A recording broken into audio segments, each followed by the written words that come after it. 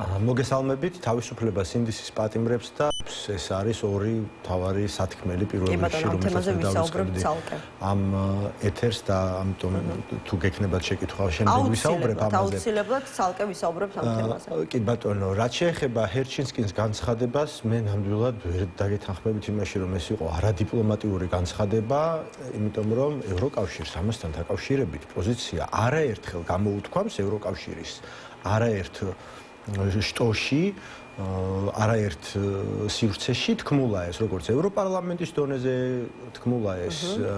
აღმასრულებელ დონეზეც მინისტერიალის დროსაც და რაზე არის აქ საუბარი? აქ საუბარი არის იმაზე, რომ საქართველო ადგას ავტორიტარიზმის გზას. არაფერი ახალი ამაში არ არის, არათუ იმასთან მიმართებაში, რაც არის რეალობა საქართველოში, რაზეც ჩვენ საუბრობთ ოპოზიცია და რის გამოც არის ამ ქვეყანაში წინააღმდეგობის მოძრაობა, მაგრამ არამედ იმასთან მიმართებაშიც, რაც ევროკავშირისგან ჩვენ არ გაგვიგია. რა თქმა უნდა, არც ერთი ელჩი უფრო მძიმე არ ვიცი ახლა შესაძლებელია ხო არასწორი უფრო მწვავე შეფასება მივეცი, მაგრამ ჩემთვის მაგალითად დამიტოვეთ ამის უფლება მქონდეს ჩემი პირადი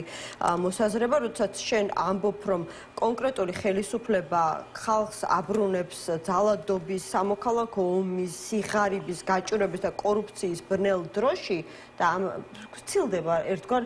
დიპლომატიურ ენას. მე რა თქმა უნდა გიტოვებთ ხალბატონო ემა ამ უფლებას, უბრალოდ ჩემ თავსაც დაუტოვე უფლება არ დაგთანხმებოდი. სწორედ ამან გააჩინა, ასე ვთქვათ, მოლოდინები, რომ გაგაცილებით უფრო მწვავე იქნებოდა თავად ქართული ოცნების რეაქცია, იმიტომ რომ გვესმოდა, ხედავდით, აღარ განმეორდები, რა მოთხოვნები ისმოდა ქართული ოცნების ხელისუფლების მიმართ რეაგირების სახით, ხო? ქართული ოცნების რეაგირებასთან დაკავშირებით მოლოდინი ჩემი აზრით იქიდან გამომდინარეობს, რომ ქართული ოცნება არის ანტიდასავლური და ანტიეროვნული ძალა. რატომ?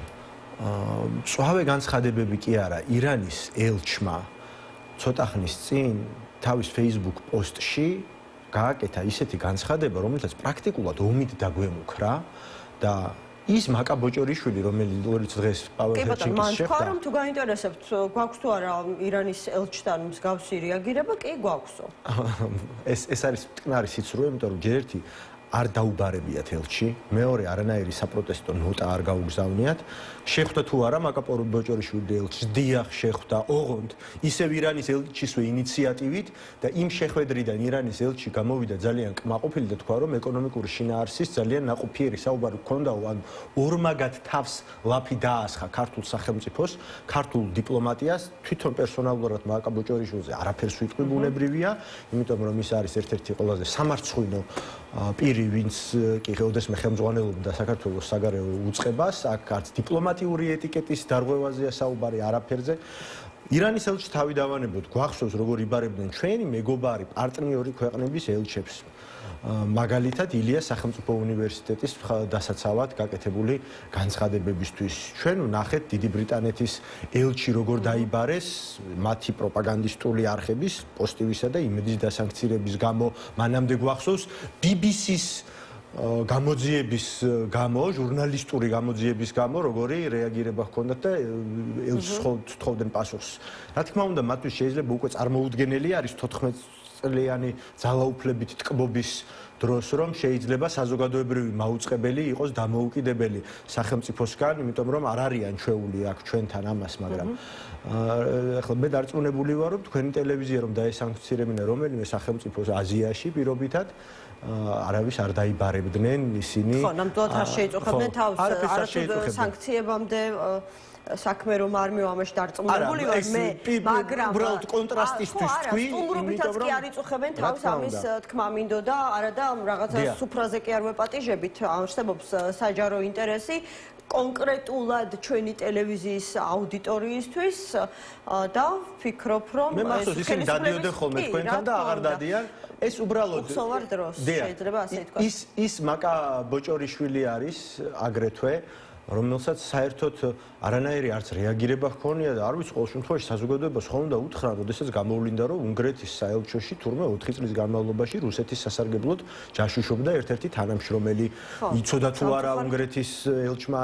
ან რა დონეზე იცოდა, რა დონეზე იყო ინფორმირებული. ასეთი საკითხების დროს, როდესაც თავს ლაპს ისხამ და შემდეგ ევროკავშირის ელჩს იბარებ იმის გულისთვის, რომ მან გააკეთა განცხადება საქართველოს დემოკრატიულ უკუსლაზე და ეს ხომ უბრალოდ ისტორიული შეფასებაა, როდესაც უკუსლაზე ვსაუბრობთ ქრონოლოგიურად, ელემენტარულად, მივდივართ 90-იან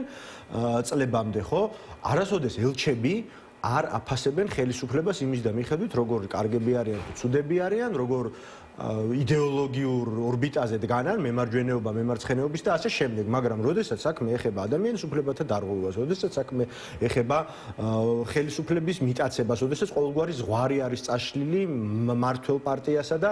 სხვადასხვა სახელისუფლებო შტოს შორის, როდესაც სასამართლო არ არის დამოუკიდებელი, როდესაც თავისუფალ მედიას დევნიან, როდესაც პოლიტიკური პარტიების გაუქმებას აპირებენ, როდესაც ტროტუარზე დგომის გამო ადამიანებს პატიმრობაში უშვებენ. ეს არის ყველაფერი ის, რაც ეწინააღმდეგება ევროკავშირის მოთხოვნებს, სტანდარტებს და შესაბამისად რა თქმა უნდა ევროკავშირის ელჩმა ამას უნდა მისცეს ადეკვატური შეფასება, იმიტომ არის ის სწორედაც რომ ელჩი აქ არ არის საუბარი იმაზე, ვის როგორი პოლიტიკა აქვს რაღაცა მიმართულებით. აქ არის უბრალოდ ავტოკრატია. თქვენ მთხოვეთ ჰერჩინსკის განცხადების შეფასება და დღეს შეხვდა თან, რა ვიცი, ძალიან უცნაური დანიშნულება მოუძებნეს ავლაბრის რეზიდენციას. ახლა თავის დროზე ავლაბრის საპრეზიდენტო სასახლე უნდა აშენებულიყო, არ უნდა აშენებულიყო, იმდენი თანხა უნდა დახარჯულიყო თუ არა, ამას არანაირი მნიშვნელობა არ აქვს. ფაქტია, რომ არის სახელმწიფოს აქვს ესეთი ტიპის შენობა, რომელსაც ისევ რაღაცა პერსონალური ჯინით და პერსონალური შურიზიების გამო ვერაფერი ვერ მოუფიქრეს და თან მასპინძლობისთვისაც ვერ იყენებენ, აგერ ევროკავშირის ელჩისთვის, ამ სამარცხვინო ფურცელი არის ქართული დიპლომატიის ისტორიაში დასაბარებლად და ასეთი საუბრისთვის გამოიყენეს დღეს და შეგვახსენეს ერთგვარი ასე ვთქვათ დიპლომატიური ტონის შესარბილებლად იყო გამოყენებული, თუმცა იყო განცხადებაში ნათქვამი, რომ მიზეზად რომ რაღაცა საგარეო საქმეთა სამინისტროს ადმინისტრაციული ნაწილი თურმე გადასულია ამ ავლაბრის რეზიდენციაში. რომელი დიპლომატიური ტონის შერბილებაზე ვსაუბრობთ? მაკა ბოჭორიშვილი, როდესაც არის საგარეო საქმეთა მინისტრი, თან ერთი მხრივ მარტაკოსთან რაღაც ერთ სივრცეში აღმოჩნდა და დიდი სამბით გამოაცხადა, გეგონება, მე გამოვაცხადე 28 დეკემბერს, რომ შეჩერებულია პროცესი ევროკავშირში ინტეგრაციისო და გეგონება იმ პოლიტიკური ძალის წარმომადგენლები არ იყვნენ და გეგონება მათი პრემიერ-მინისტრი ირაკლი კობახიძე ცოტა ხნის წინ რომ იყო ანტალიაში, ზუსტად იმ დღეს, როდესაც მარია ზახაროვა გვემუქრებოდა ისევ თავისი განცხადებით, ერთი სიტყვა არ ამოუღია ამასთან დაკავშირებით და საუბრობდა იმაზე, რომ აგერ ხუთი რევოლუციის მცდელობა იყო და ისევ ჩვენს დასავლელ პარტნიორებს დებდა ბრალს. სხვათა შორის ამ ავლაბრის სასახლეზე გამახსენდა ისე მოსაკითხი არის ყოველწლიურად რა გვიჯდება ამ სასახლის შენახვა. პოლიტიკურ ბიუროკრატიასთან დაკავშირებით მინდოდა მეკითხა, დღეს ვნახეთ, რომ საპარლამენტო პროცესი დაიწყო მამუკა მდინარაძისთვის ახალი სახელმწიფო თანამდებობის შესაქმნელად ჩამოსაყალიბებლად. ის რაც ვიცით ამ ეტაპზე არის, რომ ის იქნება ძალოვანი უწყებების მაკოორდინატორი, ოღონდ ადმინისტრაციული რესურსის გარეშე, ანუ ერთგვარი უპორტფელო მინისტრი იქნება და თან მას არ დაექვემდებარება თავდაცვის სამინისტრო. ეს რაიმე უფრო მეტაზე მეტყველებს მასთან დაკავშირებით, რატომ მოხდა საკადრო ცვლილებები? დიახ, ეს მეტყველებს საბავშვო ბაღზე და იმ რაღაცა უიაფეს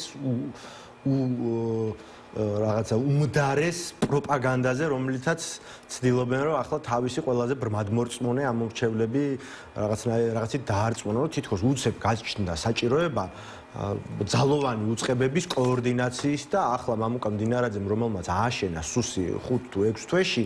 იქ უფრო ყოფილა საჭირო. ანუ არ ვიცი, რაზე არის ეს გათვლა, მაგრამ ფაქტია, რომ მიზეზი შეიძლება იყოს რამდენიმე. ერთი მიზეზი არ არის ხოლმე და ერთი მიზანი ივანიშვილისთვის, მით უმეტეს, როდესაც ასეთ საკითხებს ეხება საქმე, იქ შეიძლება იყოს ერთ-ერთი მიზეზი, რომ ხო, რაღაცა ძალის კონცენტრაცია, რაღაც პარანოიდან გამომდინარე, ან რაღაცა შიშებიდან გამომდინარე, სურს რომ გაანეიტრალოს ხოლმე. მეორე, ასევე ძალიან ლოგიკური მიზეზი არის ის, რომ ქართულ ოცნებას აქვს ნამდვილად დეფიციტი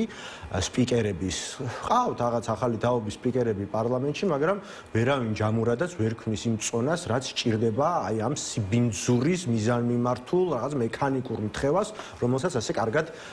ართმევდა თავს მამუკა მდინარაძე. ის ყველაზე შავ საქმეს ასრულებდა ამ თვალსაზრისით, პროპაგანდის თვალსაზრისით, ჰქონდა ამისთვის პარლამენტის ტრიბუნა და შესაბამისი საპარლამენტო თანამდებობა, ოღონდ ახლა ბუნებრივია არჩევნებამდე ისინი უკან ვეღარ დააბრუნებდნენ პარლამენტში მამუკა მდინარაძეს. სად უნდა წაეყვანათ, მთავრობაში. მთავრობაში შესვლისთვის ან უნდა დაენიშნათ რომელიმე სამინისტროს ხელმძღვანელად, ან სახელმწიფო მინისტრი ეს ასეთი შემთხვევებისთვის არის ყველაზე კარგად გამოსაყენებელი, რომ აი უპორტფელო მინისტრი და რაღაცა პორტფელი მოუგონეს, თქვენს რომ აი არც ბიუჯეტი აღარ არ იქნება, არ ვიცი ახლა თანაშემწე ეყოლება თუ არა, საერთოდ ცალკე შენობაც არ იქნება, რა თქმა უნდა ამას არის რამდენად საგულისხმოა, მაგრამ ამ პროცესს რაღაცნაირად ასე ვთქვათ თან დაერთო ხალხის ძალას განსხვავებული მოსაზრება ამ სამინისტროს თუ მინისტრის საჭიროებასთან დაკავშირებით. დედა რა ოპოზიციური ყოფილა ხალხის ძალა, ესე იგი ხალხის ძალა, რომლის თავმჯდომარე 2000 ჯერ ხო შექმნეს რუსული კანონისტოს ვითომ რომ აი გამოეყვნენ რაღაც უფრო კრიტიკულები რო ყოფილიყვნენ ისევ დასავლეთის თანმიმართებაში და ოპოზიციასთან მიმართებაში. მერე დაატოვებინეს ხალხის ძალის ხელმძღვანელებს თავიანთი პარტია, იმიტომ რომ კანონმდებლობა ოპოზიციისთვის ისე შეცვალეს, რომ თვითონაც ესეთი ქმედების განხორციელება მოუწიათ. ქართული ოცნების სიით გაიყვანეს პარლამენტში, გავიდნენ თუ არა პარლამენტში, ისევ დაატოვებინეს ქართული ოცნების რიგები, დააბრუნეს ხალხის ძალაში და ახლა 64-ვე მუნიციპალიტეტის საკრებულოში ისევ ქართული ოცნების სიით გასული დეპუტატები გამოყვეს და დაარქვეს ხალხის ძალის ფრაქციები ყველა მუნიციპალიტეტში. და ეხლა რა ოპოზიციაზე ვსაუბრობთ, ამაზე სერიოზული საუბარი ზედმეტი არის. განსხვავებული პოზიცია ხომ, ქართული ოცნებისგან განსხვავებული პოზიცია ხომ არ არის ბოლო პერიოდში ხალხის ძალისგან რაღაცა გამონაკლისი ხომ? ბოლო პერიოდში ბევრი ასეთი მოვისმინეთ ხუნდაძის მიერ დაწუნებული საკადრო პოლიტიკიდან დაწყებული, აი იგივე ძალიან სკეპტიკური აკორდით ფასების სავარაუდო შემცირებასთან დაკავშირებით. მე ძალიან მეცინება პირადად მე მგონია რომ თქვენს ქალბატონო ემარ რაზე ვსაუბრობთ 5 მილიონი ყოველწლიურად ახლა წი ბიუჯეტს უჯდება ის რომ ფრაქციებისთვის აპარატი შეექმნათ საკრებულოებში რა ოპოზიციაზე ვსაუბრობთ საერთოდ გაუგებარი არის ჩემთვის რაც შეეხება მდინარაძის იმას ახალ დანიშნულებას ხო რა ვიცი ვნახეთ რომ გენერალ-მაიორი გახდა ვიცე-პრემიერიც რო გახდეს ამისთვის მთავრობის წევრი უნდა იყოს და სახელმწიფო მინისტრი მინიმუმ უნდა იყოს რა ვიცი ანტიკორუფციული ბიურო შექმნეს დიდი სამბით და იქ რამდენიმე წელი არსებობდა ეს მართალია ძირითადად მედიის შეიძლება იმდენად არა რამდენადაც პოლიტიკური პარტიების და არასამთავრობო სექტორის ცერბერად მაგრამ თურმე აღარ ყოფილა ესეთი უწყება საჭირო და გაქრა ასევე არის პირდაპირ რა ვიცი შეუძლიათ ჩაწერონ კანონში რომ მამუკა მდინარაძისთვის შეიქმნება სახელმწიფო მინისტრი რაღაცის მიმართულებით კოორდინაციის მიმართულებით სასაცილო რისი კოორდინაცია უნდა განახორციელოს მით უმეტეს თავდაცვა იქ არ შედის ან სუსი კანონმდებლობის მიხედვით დამოუკიდებელი ორგანო არის და ნუ კარგი პრემიერ-მინისტრის ზოგადი ხელმძღვანელობა ეხლა ვეღარ იცლის ყობახიძე თურმე იმისთვის რომ სუსის ზედამხედველობა განახორციელოს სათანადოდ და მამუკა მდინარაძე დასჭირდა ეხლა ამ საკენკს მე მგონია რომ არავინ არ შეჭამს და აუცილებლად მინდა შევეხო დუშენის სინდრომის მქონე ბავშვების საჭიროებებს მშობლები დღესაც ითხოვენ პრეპარატს და ბოლო პასუხი ყოველ შემთხვევაში ხელისუფლებისა ჯანდაცვის მინისტრის პირის არის ასეთი რომ ბუნებაში არ არსებობს ასეთი პრეპარატი რომელიც განკურნავს ამ დაავადებას ნუ შესაძლებელია რაღაცა პერიოდით შეამსუბუქოს დაავადებით გამოწვეული